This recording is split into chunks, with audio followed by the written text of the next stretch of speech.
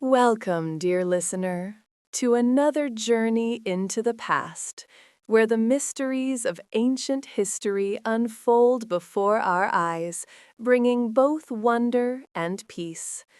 This is Twilight Tale, your sanctuary for sleeping history, where every story is told to help you drift into a world of dreams, guided by the whispers of the past. Tonight, we venture into the heart of a forgotten city, beneath the legendary gates of Babylon, long lost to the sands of time.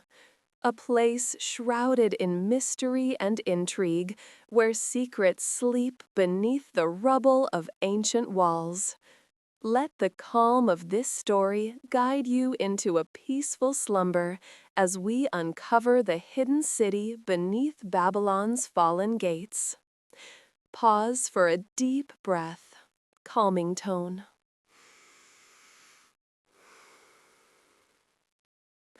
Relax, unwind, and allow the story to take you to a place where time stands still. Beneath the weight of time, there exists a forgotten place, a secret garden, long lost to memory, hidden deep within the folds of a distant land. It is said that once, beneath the gaze of an emperor whose rule was as gentle as the moonlight, this garden bloomed, touched only by the sacred hands of the night. Its marble paths wound through labyrinthine groves, each turn whispering the secrets of those who once wandered its sacred soil. We step into this place as if entering a forgotten dream, a dream where the earth itself seems to breathe in slow, measured rhythms. There are no voices here, only the quiet rustling of leaves, the soft sighs of time slipping by unnoticed. The moon hangs low, casting a veil of silver across the ancient stones, each one worn by centuries of memory. The garden, though long abandoned, lives still, its flowers untouched by the decay of age.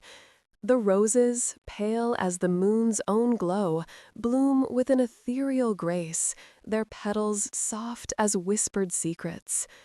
There is something holy in this silence. The garden seems not to belong to time at all. It is as though it has been preserved within a single breath, caught between the world of the living and the realm of forgotten things. The air carries the faint scent of roses, mingling with the fragrance of stone and earth. The labyrinthine paths, once walked by the feet of a forgotten emperor, now wind aimlessly through an eternal dusk. With each step, the shadows seem to deepen, pulling us into the quiet heart of a mystery that has eluded discovery for centuries. It is said that the garden was a tribute to an immortal love, a love that could not endure in the realm of the living. Whispers tell us that the emperor, though a ruler of great power, had no need for riches or conquest. He ruled with the grace of moonlight, his presence gentle and unassuming, as though he were more spirit than man.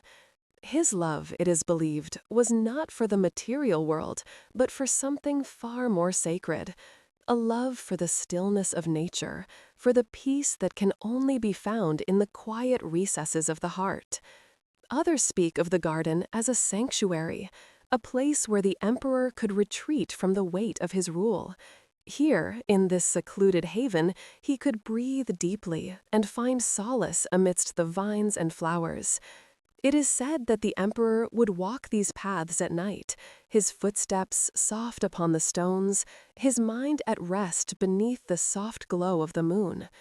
Each flower in the garden, each rose, was said to be planted in reverence for the passing of time, for the impermanence of life, and for the silent beauty that could be found in even the briefest of moments. Yet the garden holds another mystery, one darker and deeper than any of these whispered stories. The emperor, this ruler of gentle grace, disappeared without a trace.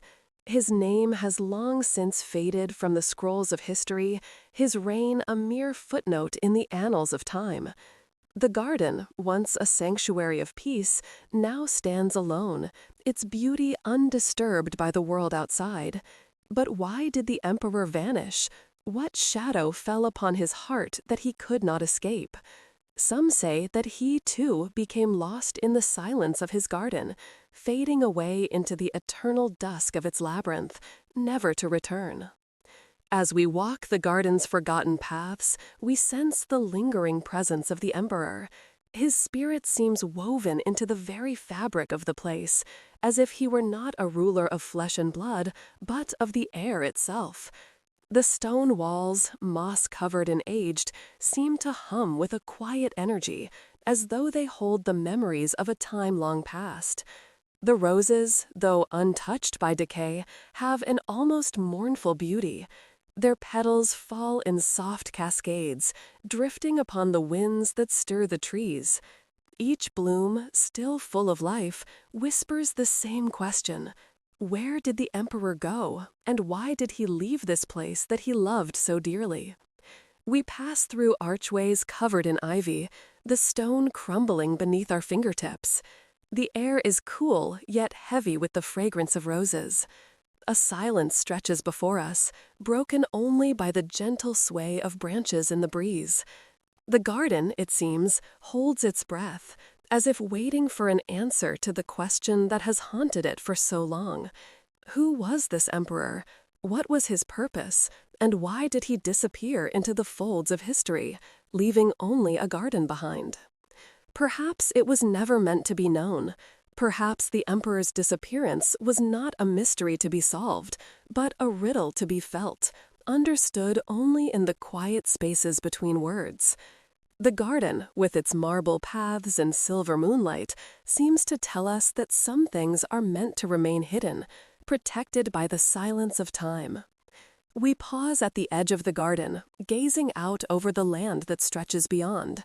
The moonlight bathes the ruins in a soft, otherworldly glow, casting long shadows across the stones. The roses, now in full bloom, seem to stand as sentinels of memory, each petal a silent testament to the passage of time. The wind stirs again, carrying the scent of flowers and earth. For a moment, it feels as though the garden itself is breathing, alive in its quiet, timeless way. And as we stand there, on the cusp of this forgotten world, a final thought lingers in the air. Was the emperor lost to time? Or did he, like the garden, become a part of it? Did he live forever in the place he created, his spirit bound to the roses that bloom with the light of the moon? Or was he, like all things, simply swept away by the endless tide of history, his name lost to the wind and the stars? Perhaps in the end, it is not for us to know. Perhaps the emperor's disappearance was not a mystery to be solved, but a riddle to be felt, understood only in the quiet spaces between words. The garden, with its marble paths and silver moonlight, seems to tell us that some things are meant to remain hidden, protected by the silence of time. We pause at the edge of the garden, gazing out over the land that stretches beyond. The moonlight bathes the ruins in a soft, otherworldly glow, casting long shadows across the stones. The roses, now in full bloom, seem to stand as sentinels of memory, each petal a silent testament to the passage of time. The wind stirs again, carrying the scent of flowers and earth. For a moment, it feels as though the garden itself is breathing, alive in its quiet, timeless way. And as we stand there, on the cusp of this forgotten world, a final thought lingers in the air. Was the emperor lost to time? Or did he, like the garden, become a part of it? Did he live forever in the place he created, his spirit bound to the roses that bloom with the light of the moon? Or was he, like all things, simply swept away by the endless tide of history, his name lost to the wind and the stars? Perhaps, in the end, it is not for us to know. Perhaps the emperor's legacy lies not in his disappearance, but in the silence of the garden itself. The garden that remains, untouched by time, a place where memory fades and the only truth is the soft whisper of the wind through the leaves. As we leave the garden behind, stepping away from its still beauty, we carry with us the weight of its mystery. The emperor's name may never be known, his fate lost to the forgotten corners of the earth. But the garden remains, a quiet monument to a time-long past, a place where love, silence, and the passage of time are intertwined in a delicate dance of shadows and light. Perhaps it is enough to know that the garden blooms still, untouched by decay, beneath the gaze of the moon. And in its petals, in the quiet rustling of the leaves, the mystery lingers on, waiting to be discovered by those who are ready to listen. It is said that once, beneath the watchful gaze of stars, a city gleamed with the light of 1,000 forgotten dreams. A city so radiant, its brilliance rivaled the very heavens. Those who chanced upon its shores could feel it in their bones, the whisper of something ancient, something sacred that lay nestled among the shifting sands. The city was known by few, and only in hushed voices did they speak its name, Ubar, the Atlantis of the sands. To some, it was a myth, a distant memory lost to the winds of time. To others, it was a place of untold splendor, a city built not just from stone, but from starlight itself. The city stood proudly upon the shores of a forgotten sea, its palaces crowned with gemstones that shimmered like the stars. A light of otherworldly radiance danced upon its towers, bathing the streets in a glow that seemed to come from the very heavens above. But it was not the wealth of the city that made it unforgettable, nor its beauty that made it sacred. No, it was the mystery, the deep, consuming mystery of its vanishing that has drawn the whispers of generations.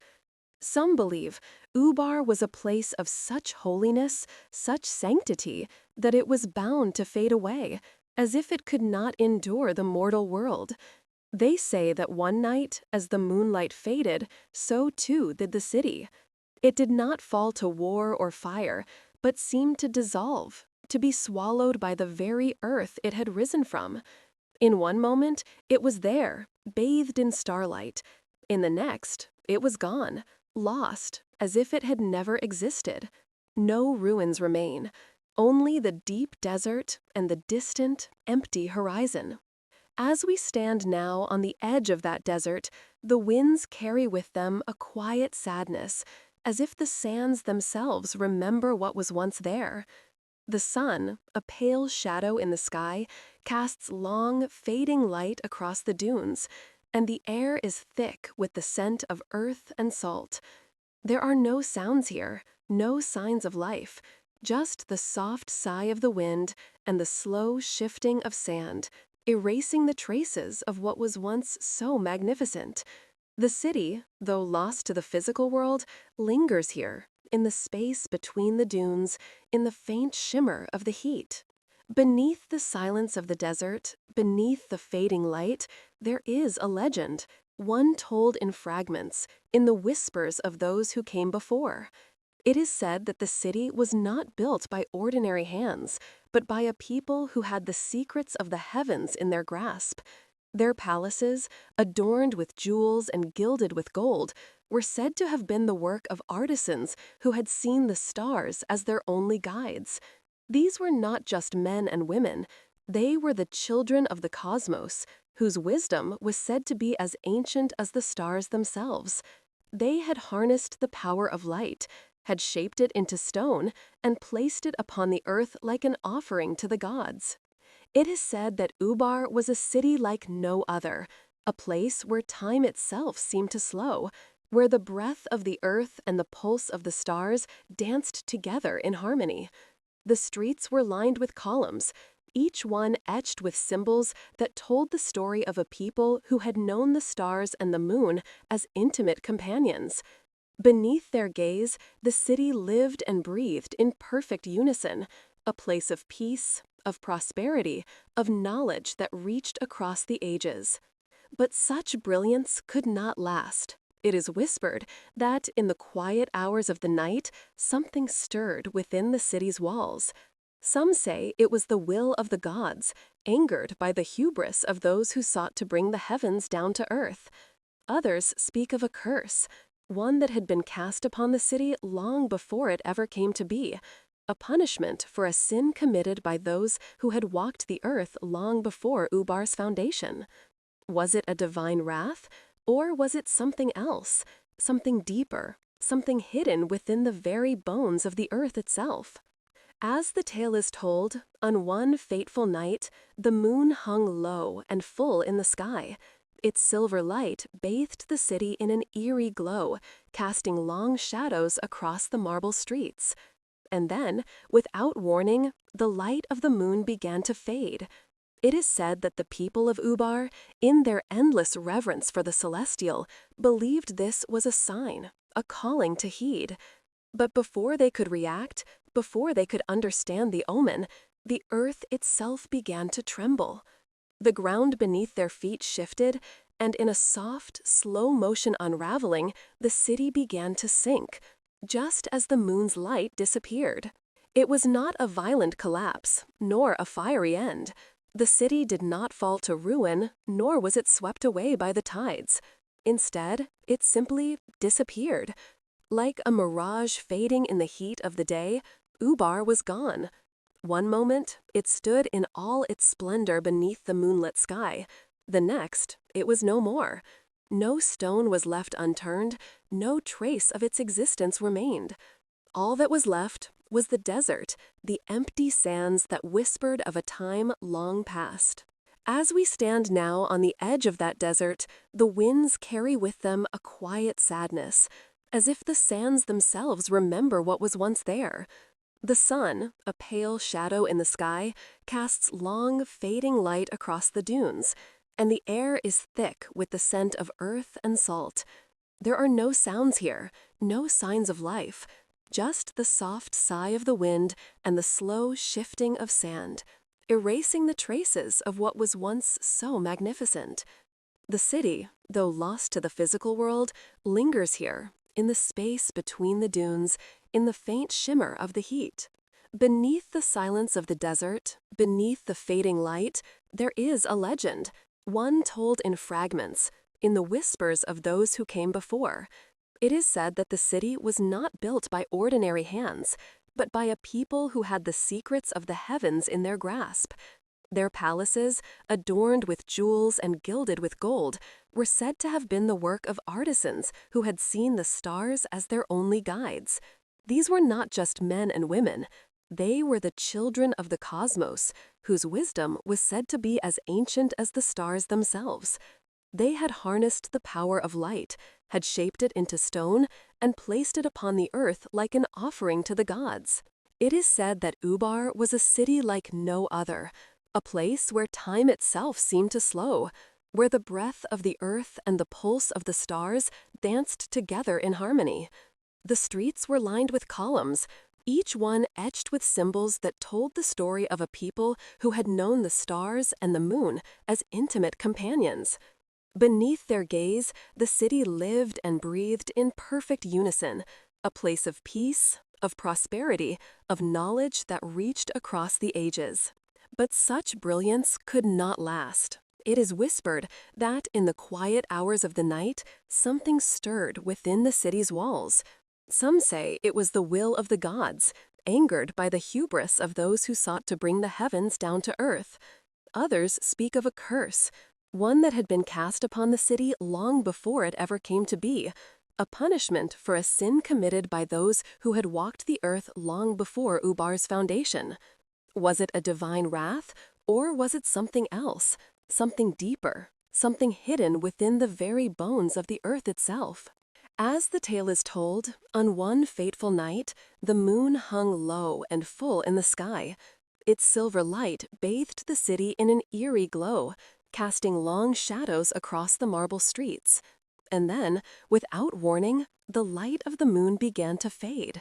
It is said that the people of Ubar, in their endless reverence for the celestial, believed this was a sign, a calling to heed. But before they could react, before they could understand the omen, the earth itself began to tremble. The ground beneath their feet shifted, and in a soft, slow-motion unraveling, the city began to sink, just as the moon's light disappeared. It was not a violent collapse, nor a fiery end. The city did not fall to ruin, nor was it swept away by the tides. Instead, it simply disappeared. Like a mirage fading in the heat of the day, Ubar was gone. One moment, it stood in all its splendor beneath the moonlit sky. The next, it was no more. No stone was left unturned, no trace of its existence remained. All that was left was the desert, the empty sands that whispered of a time long past. Some believe that the city was never meant to be found. Perhaps it was a place of such sacredness, such sanctity, that it was only ever meant to exist in the realms of memory and myth. Its splendor, its beauty, its wisdom, all of it was a fleeting gift to the earth, a momentary spark of light in the vast darkness of time. The city, it seems, chose to fade away, to rest beneath the endless desert sky, leaving behind nothing but its echo, its memory suspended in the stars. As we stand here, beneath the endless sky, the silence seems to stretch on forever. The winds carry with them the whispers of Ubar's long-lost glory, the memory of its moonlit streets and star-marked palaces, but these whispers fade just as quickly as they come. The sands shift, erasing the faint traces of. In the heart of an ancient land, beneath the shifting sands of time, there lies a doorway, a stone archway etched with symbols that have long since faded from memory. It is said that this gate, though weathered by centuries, still stands firm, guarding secrets that no one has laid eyes upon for eons. The doorway is not grand, not towering like the gates of empires past, but rather a humble threshold, subtle in its presence, yet profound in its mystery. Its stones, worn smooth by the touch of countless winds, are marked with faint carvings, a language no longer understood, a script that has been lost to the flow of time. There, hidden in the forgotten folds of history, the doorway waits. It beckons, though no one knows who placed it there or why. It does not announce itself with the noise of power or the boast of rulers. Instead, it speaks in silence, a silence so deep that it seems to hold the breath of the earth itself. Some say it was built by kings whose names have been erased, whose reigns have been carried away like dust in the wind. Others believe the doorway was never meant to be opened, that it is a symbol, an offering to the unknown, to the gods who once walked the earth and are now lost to time. The journey begins with a map, a faded parchment, edges frayed with age, its ink barely visible, as though it too had been caught in the gentle passage of centuries. The map is drawn with a hand long forgotten, a hand that perhaps understood the mysteries it sought to reveal. The lines are simple, yet they carry the weight of an ancient story, a story whose ending has yet to be written. And on this map, among the contours of the land and the markings of forgotten towns, there lies the mark of the doorway, the faintest inked line, almost invisible, as though it were an afterthought, a mere whisper on the page. There is no legend to explain why this doorway exists. There is only the map, a guide that leads us toward it, pulling us into the embrace of a forgotten past. And so, we follow, step by step, tracing the faint lines that lead us toward the doorway. As we move deeper into the land, the air grows thick with the weight of what is unseen.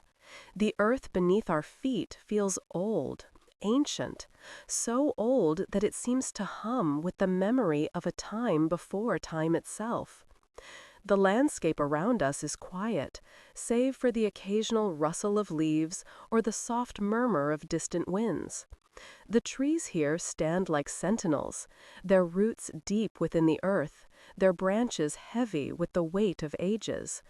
They watch us pass, as though they too remember what is hidden here, what is buried beneath the surface. The further we journey, the more we feel the presence of something that we cannot name, but that we can feel in the very marrow of our bones. The land is alive with secrets, and the doorway, we sense, is the key to them all. At last, we arrive at the place marked on the map. It is not a grand location, no towering monument or majestic palace. It is a quiet corner of the world, nestled between the folds of mountains and the edge of a forgotten river. The air is still here, the only sound the slow trickle of water over stone and the occasional rustle of a bird's wings. And there, standing like a sentinel against the ravages of time, is the doorway. It is not much to look at, just a simple arch of stone, barely visible beneath the creeping vines and moss. The carvings that once told a story have long since been eroded, their meaning lost. But the doorway remains, as though it has been waiting, patient, for someone to come and unlock the secrets it guards. The question that lingers in the air is this: what lies beyond the door? Some say it is a vault filled with treasures of unimaginable wealth, gold, jewels, and the finest artifacts, objects that the kings of old once used to adorn their palaces, their temples, their tombs. But the whispers that have traveled through the ages tell a different story. They suggest that what the kings of old placed beyond the doorway was not gold, not silver, not treasures of any material kind, but something far more precious: knowledge. The kings, it is said, were not mere rulers of land and wealth. They were seekers, seekers of wisdom, of secrets that transcended the material world. Their reigns were not defined by the riches they accumulated, but the mysteries they uncovered, the truths they sought to understand. It is whispered that the treasures hidden beyond the doorway were not physical, but intellectual, spiritual, fragments of an ancient wisdom so powerful that it could shape the very fabric of reality. And so, as we stand before the doorway, we feel the weight of the king's legacy. What were they seeking? What knowledge did they guard so fiercely, so protectively? The doorway seems to pulse with the answers, though they are just out of reach. Perhaps, in their search for truth, the kings discovered something so profound, so unsettling, that they chose to seal it away, to lock it beyond the reach of time. Or, perhaps, in their wisdom, they understood that some truths are never meant to be known, and that knowledge, in its purest form, is something that cannot be possessed. As we reach out to touch the stone, we feel the coolness of it, the smoothness of it under our fingertips. The surface is weathered, yes, but it is not brittle.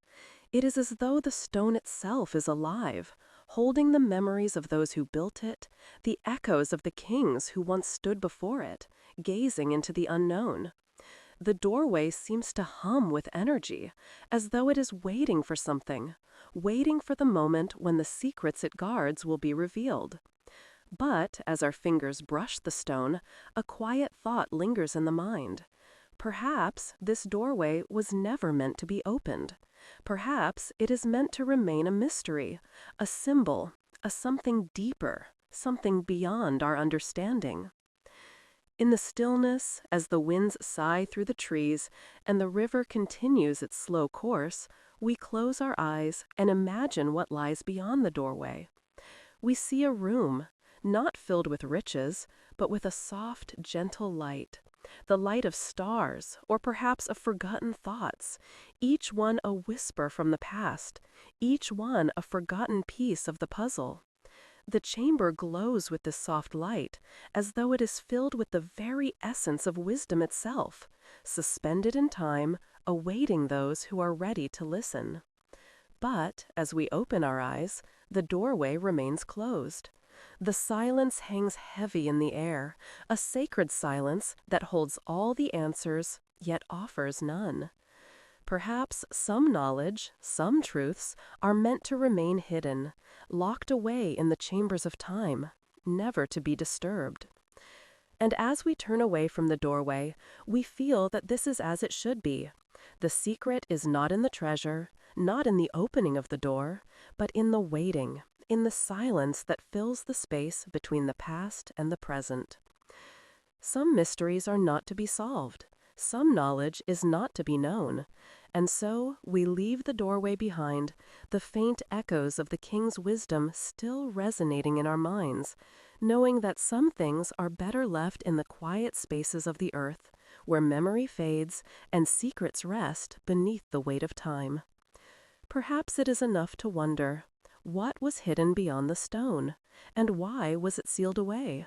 Some doors, after all, are meant to remain closed, their secrets guarded by the silence of the ages. And as we walk away, the soft hum of the doorway fades into the distance, leaving us with the sacred silence of a mystery long buried, suspended forever between the stars.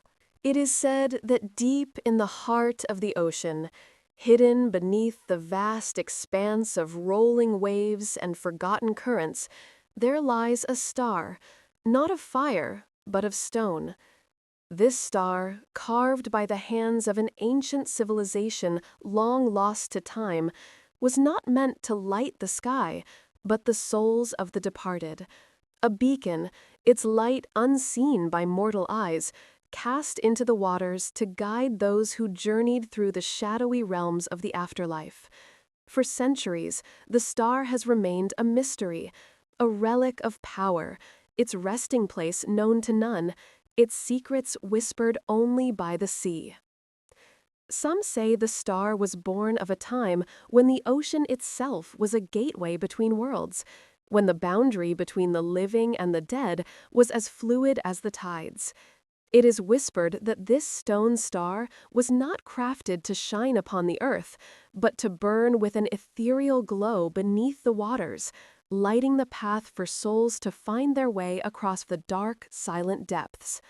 For those who believed in its power, the star was sacred, an object of profound reverence, a symbol of passage. But as the centuries passed, the star was lost, and its light was swallowed by the sea. The ocean, ever patient, keeps its secrets well. It is said that if you listen closely, you can hear the echoes of the ancient songs sung to the star, the hymns of those who cast it into the depths. The waves, soft yet insistent, carry with them the memory of a civilization that once called this island their home. The wind, too, seems to hum with a distant longing, as if it remembers the lost souls who once sailed these waters, guided by the light of the stone star. But like the star itself, those voices have faded, slipping away into the folds of time, leaving only the soft murmur of the waves to carry their tale. Our journey begins on the shores of an island where the earth feels older than memory. The air is thick with the scent of salt and seaweed, the wind carrying with it the weight of stories long untold. The cliffs rise sharply from the shore, jagged and worn by the endless rhythm of the waves. The ocean crashes against them, its waves rhythmic, like the steady beating of a heart, each pulse a reminder of a time that is now only a shadow. The sky above is heavy with clouds, the sun veiled behind them, casting the world in a soft, muted light.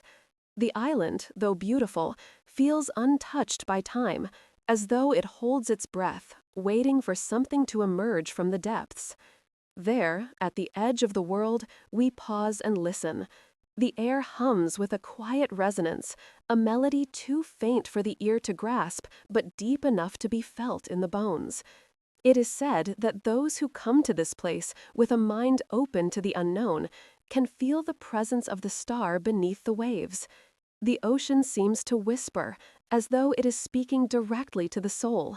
telling us of the ancient ones who sailed these waters, their eyes turned toward the distant horizon, guided by the light of the stone star.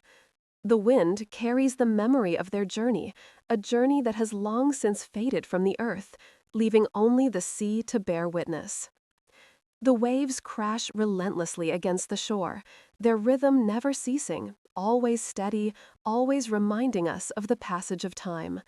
Yet, beneath the water's surface, the star lies still, waiting, its glow a distant memory, one that flickers in the depths, hidden beneath the weight of the ocean. The currents carry it deeper and deeper, past the reaches of light, into the silent, uncharted realms of the deep.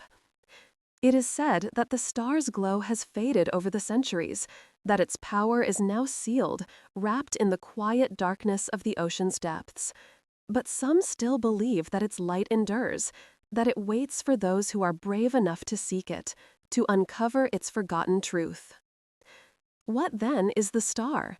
Is it a blessing, a guide, a beacon meant to light the way for souls lost in the afterlife? Or is it a curse, an object of such power that it had to be hidden away, sealed beneath the waters to keep it from falling into the wrong hands? The ocean gives us no answers. Its waters are as deep as the secrets they hold, as vast as the mysteries of the stars themselves. The star's true nature remains veiled, its purpose hidden in the ebb and flow of time. As we stand on the shores, gazing into the dark waters, we are drawn into the quiet pull of the ocean's depths. There is something sacred in this place, something ancient that lingers just beyond reach, waiting to be discovered. Perhaps the star was never meant to be found, its purpose sealed in the silence of the deep, hidden away by those who understood its power and its danger. Perhaps it was cast into the ocean not to guide the living, but to keep its light from those who would seek it for their own gain. In the stillness of the moment, the waves seem to hold their breath, and the world falls away, leaving only the whisper of the ocean. It is said that those who listen long enough can hear the song of the star, a song carried by the wind, by the sea, by the very fabric of time. But the song is quiet, almost imperceptible, like a memory fading into the past. The ocean does not speak its secrets aloud. It simply carries them, letting them drift into the horizon where they are swallowed by the dark expanse of the sea. Perhaps the star was never meant to be found, and perhaps its power is not something that should be uncovered. Some knowledge, after all, is not meant to be known. Some mysteries are meant to remain hidden, buried beneath the depths of the ocean, where they can never be disturbed. And so, as we stand on the shore, gazing out into the dark waters, we are left with the quiet wonder of what might lie beneath. The ocean, ancient and eternal, continues its steady rhythm. The star remains hidden, its light a distant echo, its power sealed in the silence of the deep. The waves whisper, but the answers remain elusive, carried away with the tide. Perhaps some things are meant to remain hidden, waiting for those who are ready to listen, ready to understand. And perhaps, in the end, it is the waiting, the silence, that holds the greatest mystery of all. For as the sun dips below the horizon and the light fades into the depths, we are left to ponder, was the star a blessing or was it a curse? And why, in the quiet expanse of the ocean, was it hidden beneath the waves? The ocean holds its secrets, and perhaps, just perhaps, they were never meant to be found. In the heart of an ancient desert, where the sands stretch endlessly beneath a violet sky that deepens with each passing moment, there lies a forgotten path, carved by time and obscured by the shifting winds of eternity. This path, winding and elusive, is known by but a few, spoken of in whispers as the serpent's path. It is a sacred journey, a route once tread by those who believed that the serpent, a creature of power and mystery, could guide their souls beyond the veil of death. The path has remained hidden for centuries, as if the earth itself has chosen to protect its secrets, guarding them against the prying eyes of those who seek to unravel the unknown. The air is heavy with the scent of dust and distant storms as we stand on the edge of this sacred trail. The sand beneath our feet feels ancient, worn smooth by the passage of countless footsteps, yet the path itself remains untouched by time, its shape carved into the earth with a purpose lost to the world. It is said that the people who once walked this path were seekers of knowledge, guided not by the stars above, but by the serpent that slithered through their dreams, whispering ancient truths and promises of rebirth. They believed that the serpent, with its endless coils, could carry them into the afterlife, offering them passage into a world beyond the horizon, where the mysteries of life and death were intertwined. The serpent's path is not marked by the usual symbols of civilization. There are no grand monuments, no towering statues, no markings to indicate the way. It is a quiet, secretive journey, marked only by the soft curve of the earth and the faint echo of forgotten stories that linger in the wind. The trail twists and turns through the desert, winding between dunes that rise like the undulating body of the serpent itself. The earth seems to breathe with the path, as though it holds the memories of those who once walked here, their steps lost beneath the weight of time. We begin our journey along the serpent's path, our steps soft upon the sand. The world around us feels vast, stretching endlessly in every direction. The horizon is a thin line where the earth meets the sky, and the sun, hanging low in the sky, casts long, golden shadows across the dunes. The path, though hidden in plain sight, is impossible to miss once you have entered its embrace. It calls to you, gently, a silent invitation to follow, to step deeper into the mystery of the desert, to seek what was left behind, to listen to the whispers of the past. With each step, we are drawn further into a dreamlike world, a world where time seems to bend and stretch. The air is still, heavy with the weight of centuries, and the only sound is the soft murmur of the wind as it weaves through the dunes.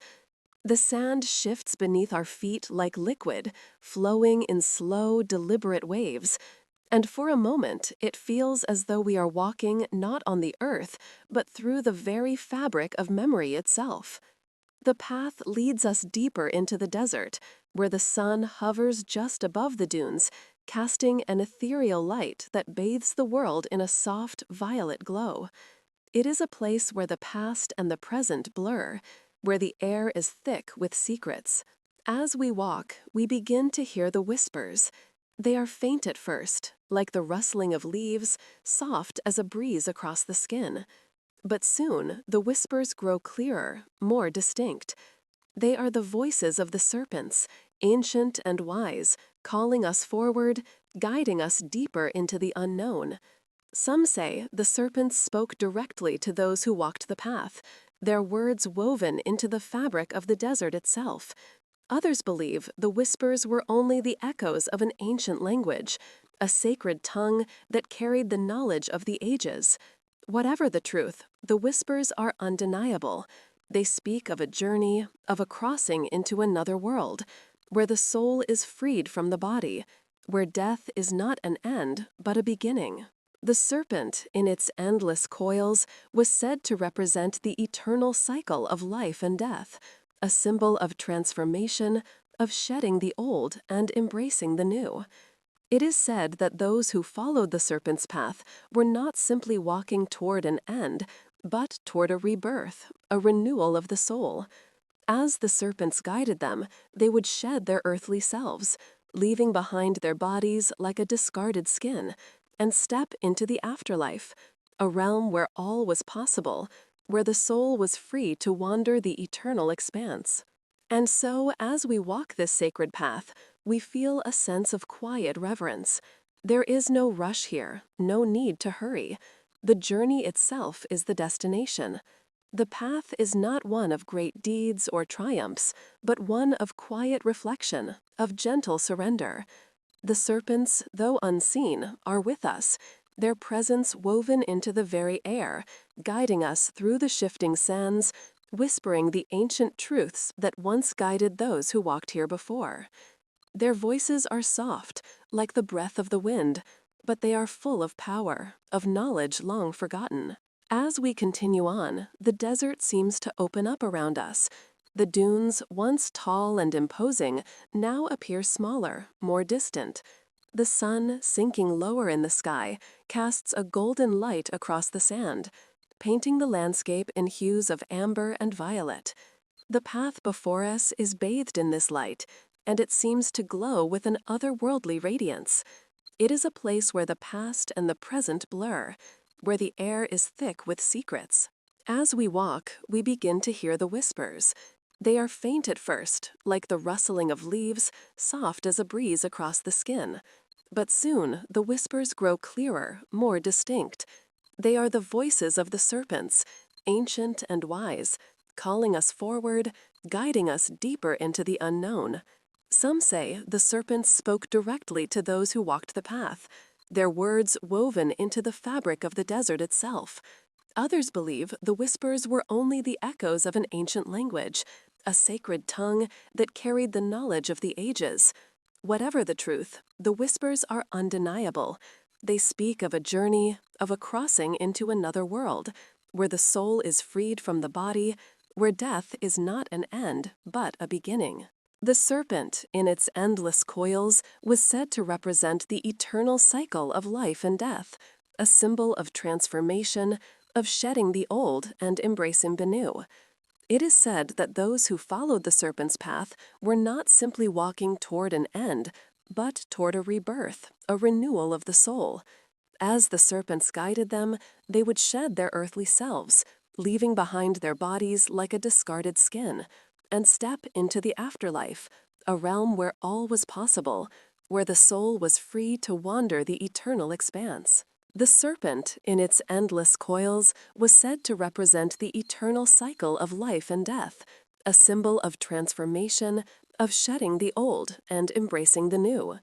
It is said that those who followed the serpent's path were not simply walking toward an end, but toward a rebirth, a renewal of the soul. As the serpents guided them, they would shed their earthly selves, leaving behind their bodies like a discarded skin, and step into the afterlife, a realm where all was possible, where the soul was free to wander the eternal expanse. And so, as we walk this sacred path, we feel a sense of quiet reverence. There is no rush here, no need to hurry. The journey itself is the destination. The path is not one of great deeds or triumphs, but one of quiet reflection, of gentle surrender. The serpents, though unseen, are with us, their presence woven into the very air, guiding us through the shifting sands, whispering the ancient truths that once guided those who walked here before. Their voices are soft, like the breath of the wind, but they are full of power, of knowledge long forgotten. As we continue on, the desert seems to open up around us. The dunes, once tall and imposing, now appear smaller, more distant. The sun, sinking lower in the sky, casts a golden light across the sand, painting the landscape in hues of amber and violet. The path before us is bathed in this light, and it seems to glow with an otherworldly radiance. It is a place where the past and the present blur, where the air is thick with secrets. As we walk, we begin to hear the whispers. They are faint at first, like the rustling of leaves, soft as a breeze across the skin. But soon, the whispers grow clearer, more distinct. They are the voices of the serpents, ancient and wise, calling us forward, guiding us deeper into the unknown. Some say the serpents spoke directly to those who walked the path, their words woven into the fabric of the desert itself. Others believe the whispers were only the echoes of an ancient language, a sacred tongue that carried the knowledge of the ages. Whatever the truth, the whispers are undeniable. They speak of a journey, of a crossing into another world, where the soul is freed from the body, where death is not an end, but a beginning. The serpent, in its endless coils, was said to represent the eternal cycle of life and death, a symbol of transformation, of shedding the old and embracing the new. It is said that those who followed the serpent. It is said that beneath the still surface of a forgotten lake, hidden from the eyes of the living, there lies an ancient temple. Its stone pillars rise quietly against the weight of centuries, a testament to a time long past. Once, this sacred place stood as the heart of a civilization whose people revered the waters, not just as a source of life, but as the very conduit between the world of the living and the realm of the spirits. The lake, serene and deep, once mirrored the stars, holding within its depths both the promise of renewal and the quiet finality of death. The temple, long lost to memory, was said to have been built during the full moon, under a sky rippling with light. Its halls, vast and echoing, were filled with the whispered prayers of those who sought communion with the spirits of the water, spirits who watched over them, guiding their souls through the quiet currents of existence. The lake, serene and deep, once mirrored the stars, holding within its depths both the promise of renewal and the quiet finality of death. The temple, long lost to memory, was said to have been built during the full moon, under a sky rippling with light. Its halls, vast and echoing, were filled with the whispered prayers of those who sought communion with the spirits of the water, spirits who watched over them, guiding their souls through the quiet currents of existence. It is whispered that on nights when the moon was at its fullest, the waters would shimmer, and the temple would glow softly, as though alive with the breath of the earth itself.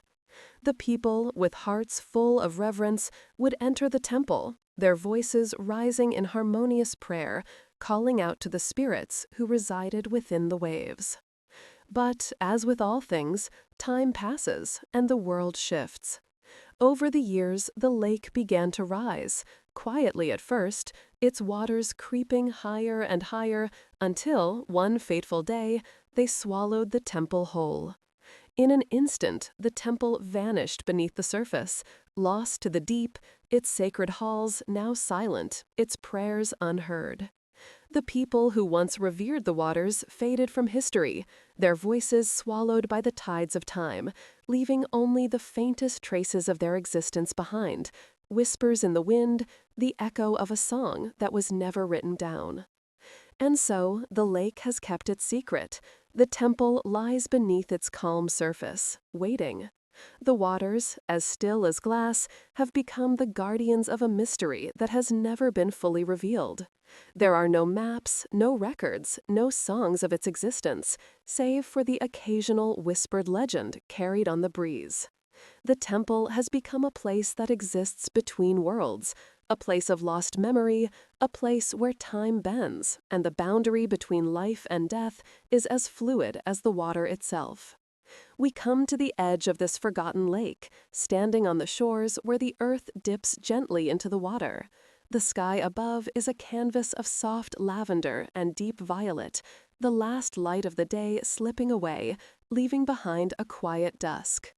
The air is cool, and the sound of the water lapping against the shore is gentle, almost reverent. The lake, though peaceful now, carries with it the weight of something older, something deeper, a sense of loss that lingers in the breeze. It is as though the water itself remembers what was once there, and in its quiet embrace, it holds the temple's secrets beneath its surface. We step closer to the water, the weight of the place settling in our bones. There is no need to speak. The silence around us is filled with the presence of something ancient, something that has waited patiently for the right moment to be discovered. The lake, its waters calm and glassy, reflects the sky, the fading stars above, and the distant memory of a time when the temple stood proudly at its heart. As we gaze into the water, it seems to stretch out infinitely, its depths concealed in shadow. But beneath that stillness, beneath the soft surface, lies the temple, its stone walls worn and weathered by the passage of time, but still standing, still enduring in defiance of the deep. And so we descend. As we slip into the water, the world above fades, replaced by the quiet murmur of the lake. The water is cool, its surface smooth, but as we sink deeper, the silence grows more profound. The soft weight of the water presses against us, as though the lake itself is holding us in a gentle embrace, guiding us deeper into its heart. The further we descend, the more the world above us fades, until all that remains is the quiet, steady rhythm of the water. The temple reveals itself slowly, like a dream unfolding. Its pillars rise from the depths, their surfaces worn smooth by centuries of water's touch. The stone is faded, ancient, yet there is something resolute about it, as though it will endure forever, even as the waters rise around it. The carvings on the walls, now barely visible, tell stories of a civilization that no longer exists. Symbols of life, of water, of rebirth decorate the stone, each one a reminder of the people who once called this place their sacred home. The air is thick with the weight of their prayers, their hopes, their quiet devotion. In the soft glow of the moonlight that filters through the water, we see the remnants of the temple, standing tall beneath the surface as though it is waiting for something, for the return of those who once worshipped here, perhaps, or for the day when its secrets will be uncovered. The stones, though weathered, seem to hum with a quiet energy, as though the temple is not truly lost, but simply resting, waiting for the right moment to emerge once more. As we swim through the vast, empty halls, we feel the presence of the spirits who once inhabited this sacred space. Their whispers float up from the deep, as though the very water carries their voices, their thoughts, their desires. The silence is not empty. It is filled with the echoes of a time that has passed, yet never fully disappeared. The temple is not just a place. It is a memory, a story told in the language of the waves, written in the currents that flow beneath the water's surface. And then, as we reach the heart of the temple, we pause. The water is still, as it has always been, and the temple stands, as it always has, silent, enduring. But the weight of its mystery presses gently upon us, and we are left with the question that has lingered for so long. Why did the temple sink? Did it fall to grief, a final surrender to the rising waters that swept it away, or did it choose to rest here, beneath the surface, forever hidden from the eyes of men, a secret meant to remain untouched, forever enshrouded in the silence of the deep? The moment lingers. The temple, as ancient and eternal as the water itself, waits patiently in the depths. Its secrets are buried, not lost, waiting for those who are ready to listen. And as we begin to ascend, leaving the temple behind, we are left with the softest thought, the quietest question. Perhaps some places, some mysteries, are not meant to be found, but to be remembered only in the whispers of the wind, in the soft sigh of the waves. And as we break the surface, the temple recedes into the depths once more, and the lake falls back into its eternal quiet, the mystery untouched, the secrets still waiting. Some things, it seems, are meant to remain beneath the surface, forever veiled, forever sacred. In the heart of a forgotten world, deep beneath the shade of towering trees and endless canopies, there lies a stone, ancient and timeless. It is said that this stone hums with a quiet, sacred energy, its surface smooth and worn by centuries of weather and the passing breath of the earth. The forest, thick with history and veiled in mist, cradles this stone within its roots, as though it were not just an object, but a memory, one that pulses in rhythm with the heartbeat of the world itself. This stone, they say, holds the voice of the forest, though not in words, not in sounds that the human ear can grasp. It speaks in whispers, in feelings. Some have touched it, and in those brief moments, they have felt a tremor beneath their fingertips, a subtle pulse that reverberates through the skin, carrying with it the weight of millennia. The forest, thick with history and veiled in mist, cradles this stone within its roots, as though it were not just an object, but a memory, one that pulses in rhythm with the heartbeat of the world itself. This stone, they say, holds the voice of the forest, though not in words, not in sounds that the human ear can grasp. It speaks in whispers, in feelings. Some have touched it, and in those brief moments, they have felt a tremor beneath their fingertips, a subtle pulse that reverberates through the skin, carrying with it the weight of millennia. Those who have dared to listen closely speak of strange dreams, dreams of past lives and forgotten people, their stories intertwined with the very roots of the trees, their lives whispered in the rustle of leaves and the distant hum of the earth. The forest is dense, tangled, its very breath heavy with the scent of damp earth and moss. The trees grow tall and ancient, their branches twisted and strong, their leaves thick with the weight of centuries. Shadows stretch long beneath the canopy, where the sun barely touches the forest floor. The air feels heavy with history, as though the trees themselves are watchful, silent witnesses to the passing of time. In this deep, eternal place, time seems to slow, its rhythms not bound by clocks or seasons, but by the slow pulse of nature itself. We find ourselves drawn into the forest, pulled by the silent call of the stone that lies hidden in the depths. Each step we take is measured, deliberate, as though we are entering a sacred space. The forest seems to envelop us, its shadows stretching to embrace us, its cool breath brushing our skin. There is no sound here except the whisper of the wind through the trees and the faint rustling of the undergrowth. The path ahead is not clear, and yet we walk with purpose, guided by an invisible force, as though the forest itself is leading us to the stone. As we go deeper, the air grows thicker, more charged. The world around us becomes quieter, the weight of the trees heavier, and the forest seems to draw in a collective breath, as if waiting for something, waiting for us, perhaps, to reach the stone. The earth beneath our feet feels soft and yielding, as though it is alive, pulsing with the energy of the past.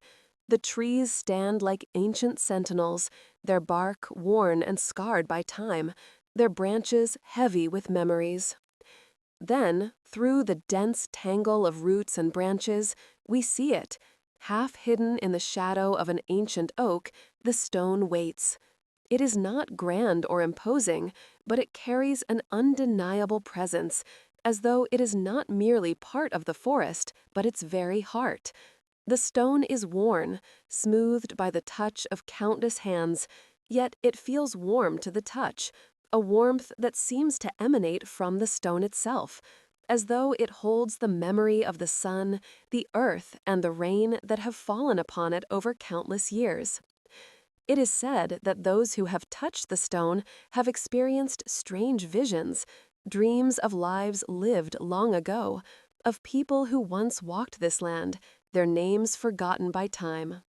The stone, it is believed, holds their memories, their stories, intertwined with the roots of the trees, carried on the wind. It does not speak in language, but in feeling, an emotion that passes from the stone into the soul. Those who touch it often find themselves lost in a flood of memories not their own, visions of ancient ceremonies, of forgotten songs, of lives intertwined with the land, where the earth and sky were not separate but one. As we approach the stone, the air grows thick with anticipation. Our breath feels heavier, as though the forest itself is breathing with us. There is a quiet pull in the air, a gentle beckoning that draws us closer. The stone calls, though we do not hear it with our ears. We feel it, deep within our chest, as though the very pulse of the earth is echoing in our bones. We extend our hand, and as our fingers brush against the surface of the stone, a warmth spreads through our skin. It is soft at first, like the first touch of sunlight on a cold morning, but it deepens, filling our body with a sensation of quiet peace. The warmth spreads through our hand, up our arm, and into our chest, where it settles like a breath held for a long time. The forest seems to breathe with us, its pulse in perfect harmony with the beat of our heart. For a moment, it feels as though we are no longer just a visitor to this sacred place, but a part of it, as if the stone and the forest are one, and we are a thread woven into the tapestry of its existence. In that moment, the stone whispers, though not with words. It whispers in the language of the forest, in the language of the earth.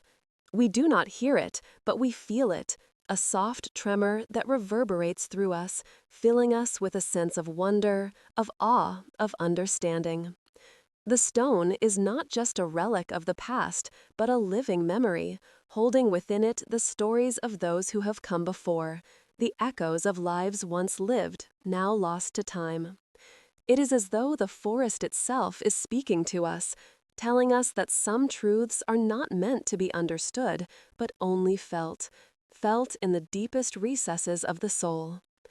The visions begin to rise, not in clarity, but in fleeting fragments, flashes of faces, of places, of moments long forgotten. We see the figures of those who once walked the forest, their lives intertwined with the very soil beneath our feet, their eyes full of wisdom, full of a knowing that has since slipped away. Their voices are not heard, but felt, like a gentle breeze brushing against our skin, carrying with it the weight of the ages. The air grows heavy with their presence, as though they are here with us, watching, waiting. But just as quickly as the visions rise, they fade, slipping back into the folds of time. The warmth in our hands begins to fade as well, leaving us with the quiet sense that we have touched something sacred, something that exists beyond the boundaries of memory and understanding. The stone is still there, its surface cool and smooth beneath our fingertips, but the connection is no longer as strong. The whispers have faded into the wind, the forest once again silent, holding its breath. As we pull our hand away, the forest seems to settle back into itself, the trees standing watchful and still, their secrets once again hidden beneath the surface. The stone remains, as it always has, waiting for the next soul to come, to touch it, to listen. And as we stand there, in the heart of the eternal forest, we are left with the quiet realization that some truths, some memories, are not meant to be understood, but only felt. Perhaps the stone speaks not to be heard, but to be felt in the silence between the words. Perhaps, like the forest itself, it waits, not for answers, but for the quiet moments when we are willing to listen to the echoes of the past, to the whispers that rise from the earth, from the very heart of the world itself. And as we leave the forest behind, the stone remains, its whispers fading into the wind, carrying its secrets with them, waiting for those who are ready to listen. Perhaps some truths are meant to be felt, not understood. Perhaps some stories are not meant to be told, but only lived. The forest, ancient and eternal, holds them all, beneath the silence, beneath the trees, where memory fades and time stands still. Far, far in the high mountains, where the air is thin and the stars above stretch endlessly across the velvet sky, there once lived a group of monks. These monks, quiet as the shadows that danced upon the stone walls, dedicated their lives to a silent devotion to the moon. It is said that in these remote heights, far from the tumult of the world below, the monks sought not to speak, but to listen. Their temple, carved deep into the very stone of the mountain, was more than a place of worship. It was a sacred passageway, an invisible bridge between the earthly and the divine. The temple itself, now long abandoned, stands still in the mountain's embrace, its silence a testament to the devotion that once filled its halls. It is as if the stone itself breathes with memory, its surface worn smooth by the steps of those who walked its paths with quiet reverence, their bare feet barely stirring the dust.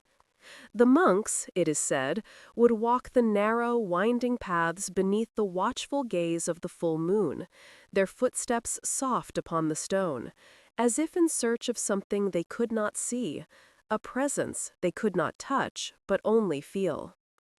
It is whispered that their devotion was to the moon itself, an eternal symbol of the celestial, a guiding light that shone not only upon the earth, but upon their souls, leading them through the silent passages of time. The monks believed that in the stillness of the night, beneath the moon's gaze, they could hear the whispers of the universe, the ancient voice that spoke to those who listened in silence. In the cool air of the high mountains, where the world below seemed distant and far away, they found a sanctuary where the spirit could become still as the moonlit stone upon which they walked. We begin our journey on the narrow path that winds up through the mountain, the air growing thinner with each step. The silence here is palpable, thick, and reverent, as though the very earth is holding its breath.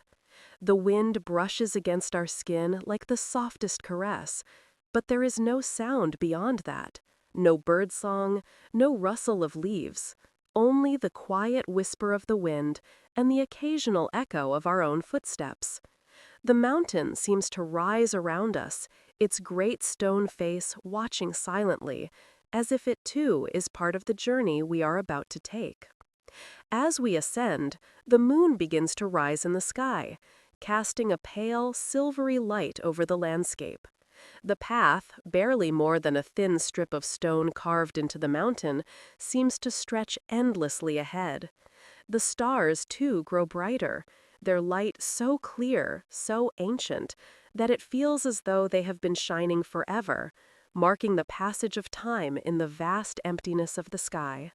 The quiet of the night is both sacred and heavy, as if the world itself is waiting, holding its breath for something unseen. At last, we reach the temple. Its stone walls rise before us, worn and weathered by time, yet they still stand, as though they too are waiting for us. The entrance, simple and unadorned, beckons us inside, as though the very mountain itself is inviting us to witness what remains of a devotion long past. As we step through the threshold, the air grows even stiller, thick with the weight of unspoken prayers, prayers whispered in silence and carried on the breath of the earth. The temple is empty now, its halls echoing only with the faintest whisper of the past. But the silence here is not empty. It is full of memory, full of presence. The walls, carved from the mountain stone, seem to hum with the ancient devotion that once filled them. The light of the moon pours in through small openings in the stone, casting soft beams of light across the floor, illuminating the intricate carvings and symbols that decorate the walls. The air is cool, yet heavy with the sense that the temple has never truly been empty, that the monks have not gone, but have become part of this place, woven into the very stone itself, as if they still walk these halls, their footsteps as soft as the breath of the wind. The further we wander into the temple, the more we sense that this is not just a place of worship. It is a passage, a threshold between worlds. The stone feels alive beneath our hands, warm with the memories of those who once touched it, once sought the divine in the stillness of the night. The narrow paths twist and turn, leading us deeper into the heart of the temple, where the shadows grow longer, and the air grows thick with an unspoken weight. And then there is a moment when the temple seems to breathe with us. As we stand still, we feel the faintest tremor beneath our feet, a subtle pulse, as if the very stones are alive with the echoes of the monks who once walked this path. The walls, carved with symbols of the moon, the stars, the earth, symbols of eternal cycles and timeless truths, seem to whisper to us, their stories carried on the quiet stillness that fills the temple. The wind outside is still, but here, within the walls of the temple, we hear the faintest sigh, a soft, ancient breath, like the voice of the mountain itself.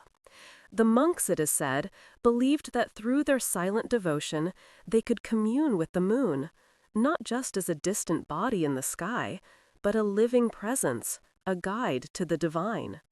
Each night, they would walk the narrow paths beneath its light, their footsteps light and reverent, as if they were searching for something, something that could not be seen, something that could not touch, but only feel in the depths of the soul. The moon was not just their guide, it was their companion, their teacher, their silent witness to their prayers. As we move through the temple, the shadows seem to grow longer, to stretch further into the corners, as if the walls themselves are closing in, wrapping us in the quiet embrace of the monk's devotion. The temple is not a place of grand ritual or noise, but of quiet presence, of stillness. The monks sought not to speak, but to listen, to hear the whispers of the universe that came only in silence. And as we walk these ancient halls, we too are swept into that silence, that quiet reverence. The moonlight dances upon the stone, casting long, soft shadows across the floor, as if the temple is alive, with the quiet rhythm of the monks' steps, their eternal walk beneath the full moon.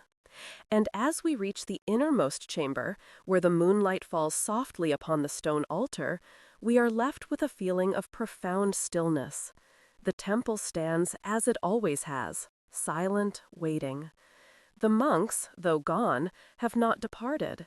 They have simply become one with the mountain, walking its moonlit paths forever. Perhaps they have found what they sought, or perhaps the journey itself has become the answer. As we stand in the soft moonlight, the silence of the temple wrapping around us like a gentle cloak, we are left with the quietest of thoughts. Did the monks find the divine they sought, or did they become the journey itself, their silent footsteps now one with the very stone beneath our feet? The question lingers, unanswered, as the quiet of the mountain settles around us. The moon, casting its pale light upon the stone, seems to smile softly, as if to say, perhaps it was never meant to be found. And as we leave the temple, the moon's light continues to shine, a silent guide in the darkness, leading us onward into the quiet of the night. The temple remains, its doors forever open to those who seek, its secrets waiting, forever held in the silence beneath the moon's watchful gaze. Somewhere, in the depths of an ancient land, there exists a sea unlike any other, a sea so dark, so vast, that it seems to stretch into the very heart of the earth. Its waters, black as night, reflect the sky like a perfect mirror, unbroken except by the soft ripples of time. The sea is known as the Obsidian Sea, a place where the past and the present blur, where the surface of the water holds the shadows of forgotten kingdoms and the secrets of an empire that vanished without a trace.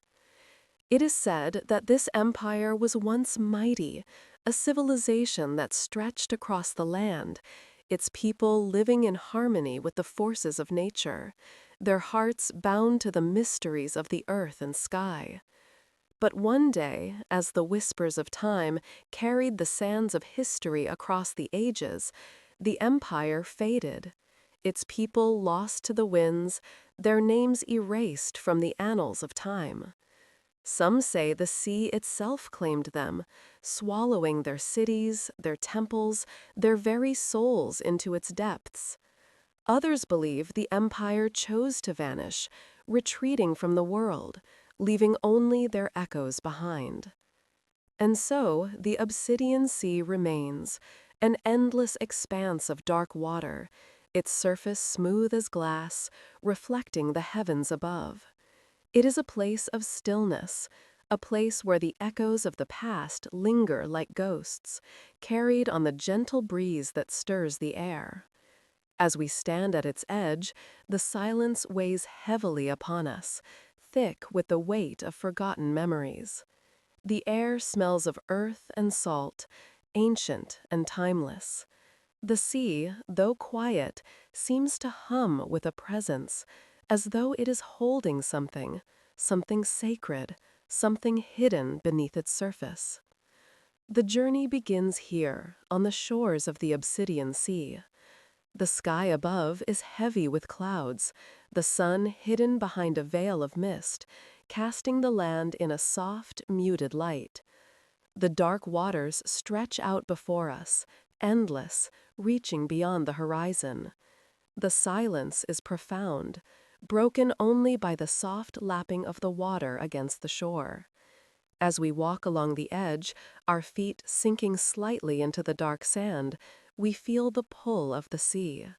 It is not a force we can see, but something deeper, a quiet beckoning, an ancient call that seems to whisper just out of reach.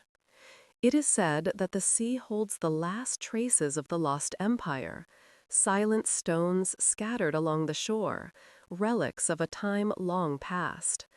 These stones, smooth and black like obsidian, are the only markers of the empire's passage, remnants of a civilization that once flourished and then disappeared without a trace. The stones are not adorned with carvings or inscriptions, but their presence speaks louder than any words. Each one seems to hum with an energy that cannot be explained, as if they are echoes of a time when the empire's heart beat in rhythm with the pulse of the earth itself. As we walk along the shoreline, we find these stones scattered like forgotten memories, half buried in the sand. We pause to touch one, and as our fingers brush against its smooth surface, we feel a tremor, a soft, pulsing warmth that seems to travel through the stone and into our bones. It is not warmth in the way the sun warms the skin, but something deeper, something that resonates in the quiet of the soul. There is a memory here, buried deep within the stone, a memory of a time when the sea was not so still, when the empire's people gathered by the water to sing their prayers, to honor the gods, to celebrate the mysteries of the universe. The sea reflects the sky above, and as we gaze into the dark waters, we see not just the heavens, but the echoes of the past. The water, though still, seems to carry 1,000 whispers, soft voices that rise and fall with the rhythm of the waves. The wind stirs the air, carrying with it fragments of forgotten songs, fragments of a language lost to time. It is said that the voices of the empire's people still echo here, their prayers still carried on the breath of the sea, their stories still woven into the very fabric of the world. But the voices are faint, almost imperceptible, like the echoes of a dream slipping away upon waking. We walk further along the shore, the pull of the sea growing stronger. It is as if the water is trying to tell us something, something hidden beneath its surface, waiting to be revealed. The further we go, the more the water seems to speak, its dark surface shimmering with the light of distant stars, its depths holding secrets that have long since been forgotten. We feel a sense of reverence here, as if we are standing at the threshold of something sacred, something eternal. The sea, though not just a body of water, but a keeper of memory, a guardian of forgotten truths. The sky above is now tinged with the colors of twilight, the soft glow of the setting sun casting long shadows across the land. The sea, too, seems to change, its surface darkening as night falls, but still it reflects the sky, the stars above now clearer, brighter. The wind picks up, and we hear the faintest of whispers carried from the farthest reaches of the sea. Some say the whispers are the voices of the empire, still calling out from beneath the water, still waiting to be heard. But as the wind dies down, the silence returns, and we are left alone with the dark waters and the distant stars. As we sit by the shore, the stars overhead growing brighter with each passing moment, we are left with the feeling that the empire may never be found, that its secrets are meant to remain hidden beneath the surface of the obsidian sea, where time has faded its memory into shadow. The empire's story, though once vibrant, has now become a part of the earth itself, a part of the water, a part of the night sky. Perhaps it was never meant to be uncovered, never meant to be known. Perhaps it is enough that the echoes of the empire live on, reflected in the still waters, carried on the wind, whispered in the quiet of the night. The sea, though calm, holds its mysteries, its silent stones, their dark waters, their forgotten empire, like a treasure buried beneath the earth, its true nature known only to those who listen carefully. As we stand by its shore, the night stretching out before us, we realize that some things are not meant to be found, some stories are not to be told. Perhaps the empire chose to fade away, to rest beneath the waves, leaving only its echoes behind. Perhaps that was its purpose all along, to live on in the memory of the sea, where the darkness holds both the past and the future, where the silence is sacred and the mystery eternal. The night deepens, and the sea remains still, reflecting the stars above. The whispers fade, the wind falls quiet, and we are left with the sense that the empire's secrets will remain buried, waiting to be remembered only by the water, by the stones, and by those who are patient enough to listen. As we turn away from the shore, we carry with us the weight of the silence, the weight of the echoes, the weight of the mystery that will never be revealed, forever reflected in the obsidian sea.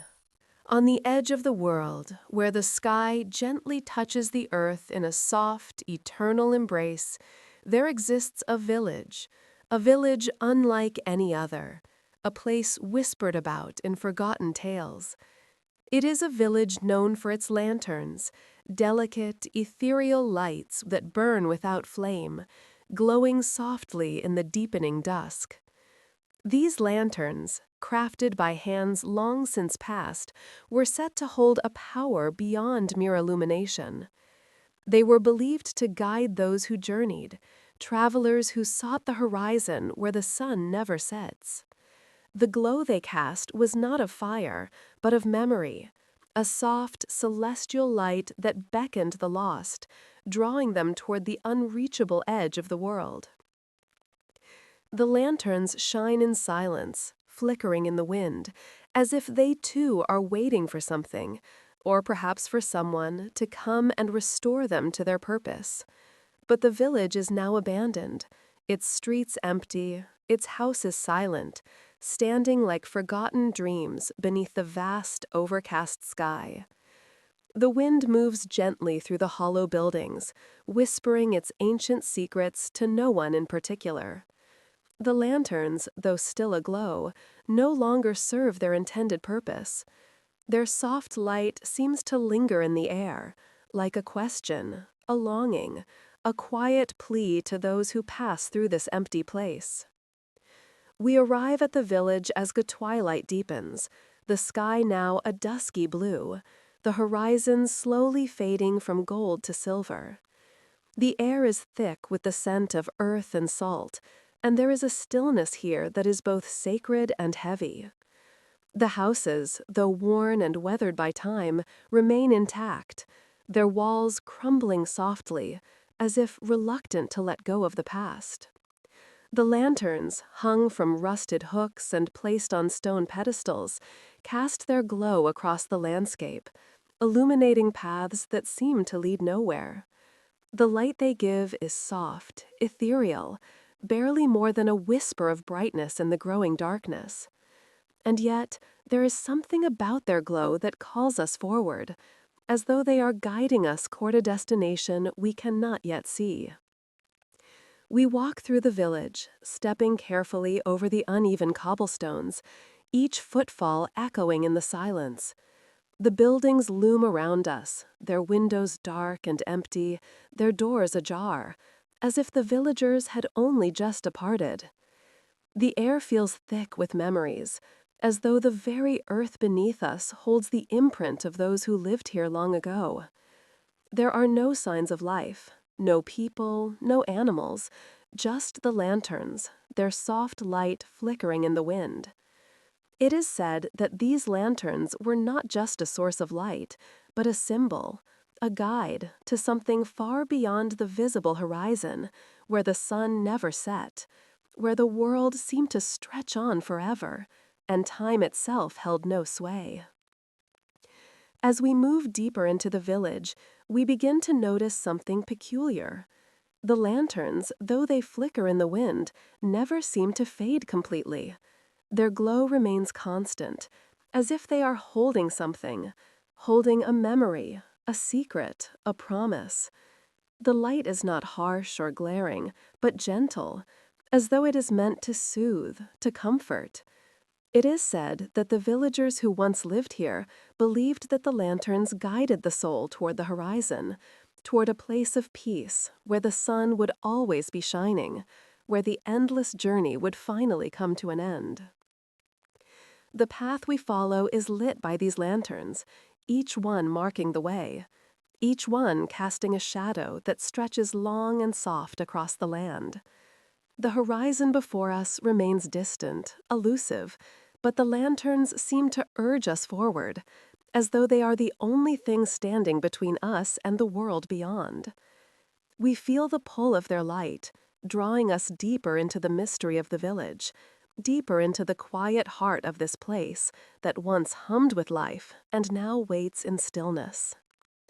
The more we walk, the more the village feels like a memory, like something we have dreamt of before, something familiar yet strange, as if we have wandered into a forgotten chapter of an old story.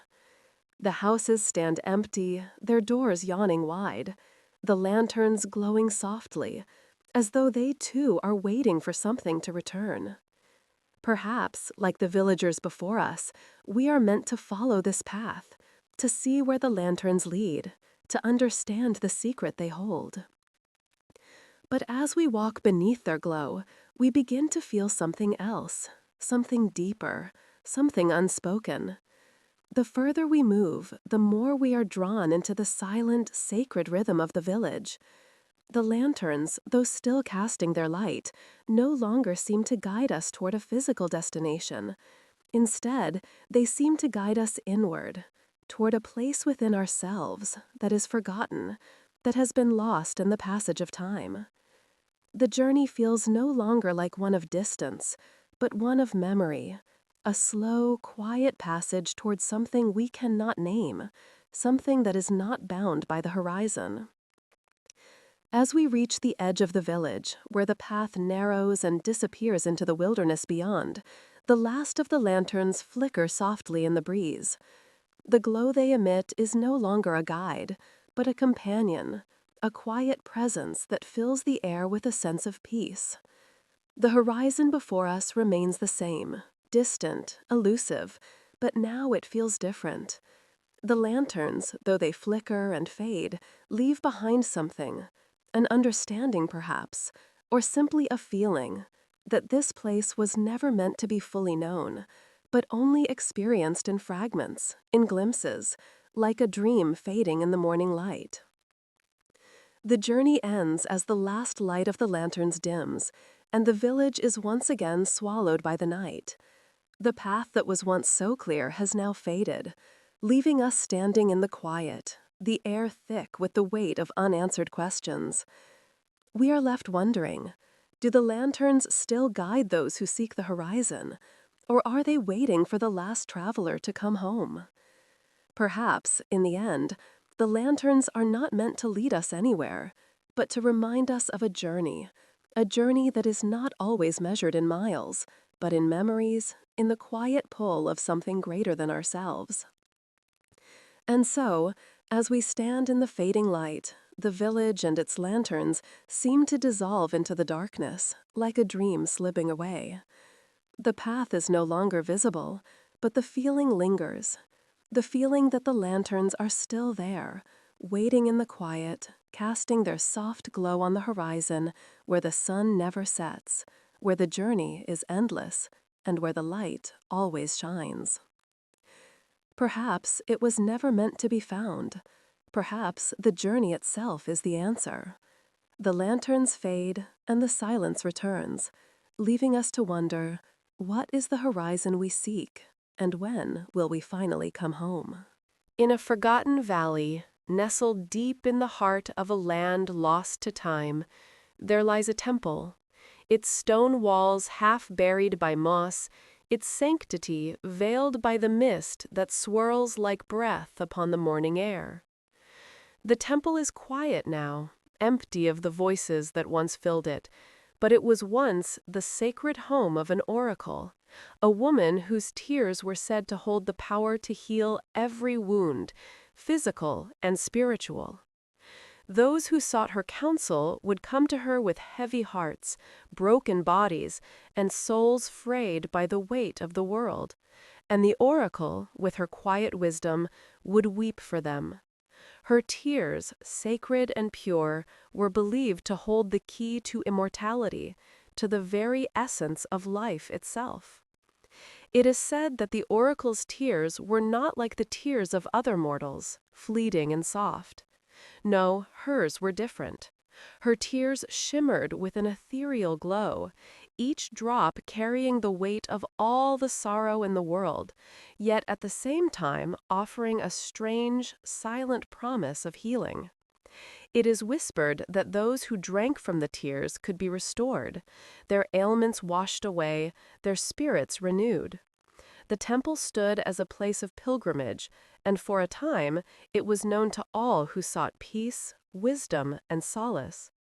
But one fateful night, under a veil of darkness, both the temple and the oracle vanished from the earth.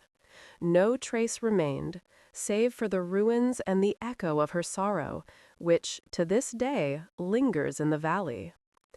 Our journey takes us now into the heart of this valley, where the air is thick with the scent of damp earth and the aftertaste of rain, clinging to every stone, every blade of grass.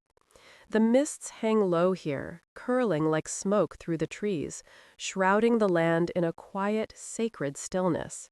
The valley is so deep that the sky above seems to bend, as though the earth itself is holding its breath, waiting for something, or perhaps someone, to remember what was once lost. As we step forward, the sound of our footsteps muffled by the soft ground, we feel a presence, an unseen weight, as though the valley itself is watching us, waiting for us to discover its secret. There, through the mist, we see the temple. It rises from the earth like a forgotten dream, its stone pillars still standing tall, though worn by the passage of time. The walls, covered in thick layers of moss, have softened with the years, their once sharp edges now rounded and veiled in green. The air here is heavy with history, thick with memory, as though the very stones hold the whispers of the oracle, of those who once knelt at her feet and found solace in the quiet purity of her tears. The temple stands silent now, its doors open but empty, as if the world itself has passed it by. We approach, our breath slow and steady, feeling the pull of something ancient in the air, something deeper than the mere ruins before us. The temple, though abandoned, has not forgotten. It is said that the essence of the oracle still lingers here, that her sorrow, though no longer embodied in flesh, has become a part of the temple itself, woven into the very stone. Her tears, though long since dried, have left their mark upon this place, a quiet, sacred pulse that can still be felt by those who walk these halls with open hearts. As we step inside, the coolness of the stone surrounds us, and the quiet is absolute. The temple is empty, save for the faintest traces of the past, the delicate carvings upon the walls, worn with age, depicting scenes of the oracle, her hands outstretched as she wept for those who came to her. The light that filters through the cracked stone windows is pale, as though the sun itself is reluctant to intrude upon the quiet sanctity of this place. Shadows dance softly across the floor, moving like the remnants of forgotten prayers, carrying with them a memory of sorrow that has never quite left. The air is thick with the weight of those memories, and as we move deeper into the temple, we feel a subtle pulse, a vibration in the stone that seems to resonate with the very core of our being. It is not a sound, but a feeling, soft, almost imperceptible, as though the temple itself is breathing with us. The pulse carries with it something ancient and fragile, a memory of the tears that once flowed here, a quiet echo of the oracle's grief. It is said that when the oracle wept, the world itself seemed to stop, as if time held its breath, allowing her tears to fall into the earth. Those who witnessed it would speak of the stillness that filled the air, of the profound peace that followed in the weight of her sorrow.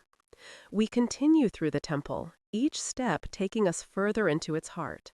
The stone walls, though cracked and crumbling, still hold their strength, as if the temple itself is refusing to let go of its past.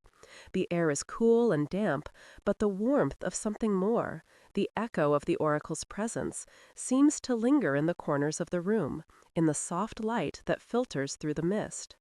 The silence here is sacred, and in it we feel a profound stillness, a stillness that speaks not of emptiness, but of something deeper, something we cannot name.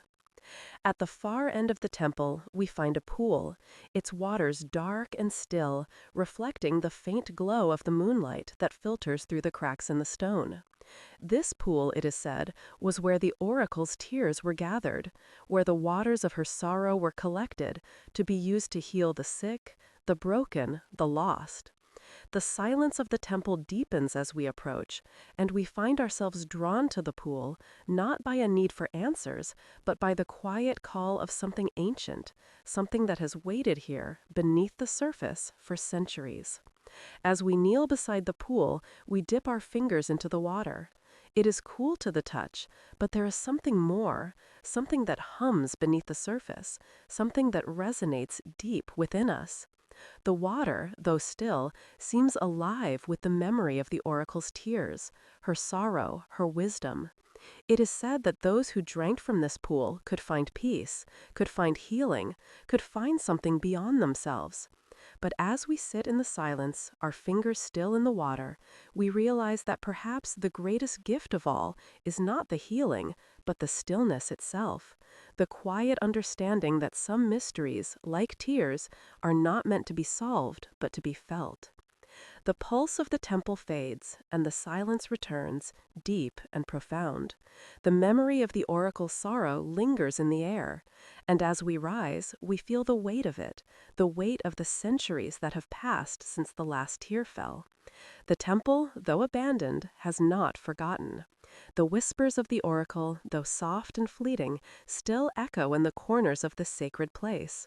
And as we leave, the last traces of the pulse fade into the earth, leaving us with the quiet realization that some stories, some tears, are meant to remain hidden, buried in silence, waiting to be remembered by those who come seeking, not answers, but peace.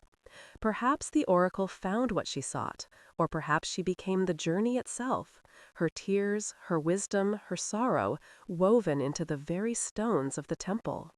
And as we walk back through the mist, the memory of her presence lingers, like the quiet glow of the moon, marking the path where we have walked, where we have felt, where we have touched something eternal. Some mysteries are not meant to be solved, but only to be felt. And so the oracle's tears remain, not as a source of healing, but as a reminder of the power of sorrow, of the depth of the human soul, and of the sacred silence that holds us all. As we leave the hidden city beneath Babylon's fallen gates, the whispers of its past echo in the silence of our dreams.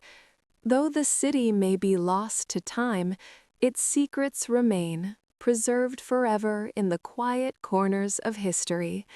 Thank you for joining us on this peaceful journey through the ancient world. I hope the story brought you a sense of tranquility and wonder, preparing you for a restful night ahead. If you found this journey captivating, don't forget to subscribe to Twilight Tale for more stories that carry you into the heart of history. each told with the calm you need to drift to sleep. Sweet dreams, and until next time, let the past rest in peace as you rest in its embrace.